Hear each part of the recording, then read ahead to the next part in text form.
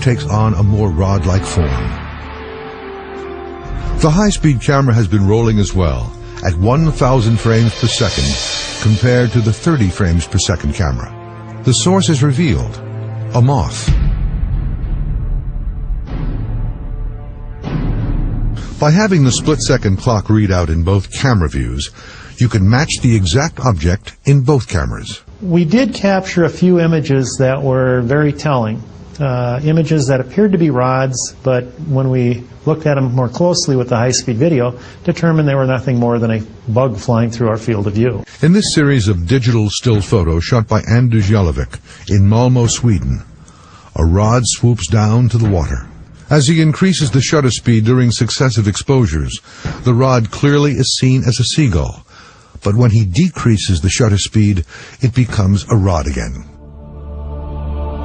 That could explain this image shot by NASA in 1994. The rod image is likely just space debris. And this video... Pictures don't lie, or cameras don't lie, and that's not necessarily true. They do the best they can to tell the truth. Mike Bergeron is an engineer with Panasonic Broadcasting, a company that manufactures cameras.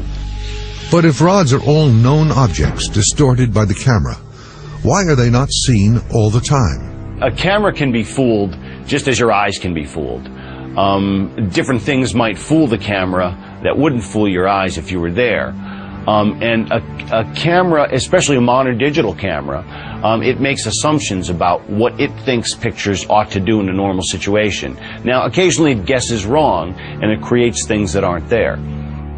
And what about the Mexican cave video, where birds, bugs, and rods are all seen in the same field of view at the same time? The moving objects that are most likely to cause a double image artifact or a motion blur artifact are the objects that are moving the fastest from the camera's point of view. The things that will appear to be moving the fastest from the camera's perspective are things right in front of it. So they don't have to be going that fast to be going very fast as far as the imager is concerned. If they're moving fast enough, they can get a motion blur where they are in many places at once in the course of one exposure. The reason rods are only found occasionally is because you need just the right mix of object speed, distance from the camera, shutter speed, and light.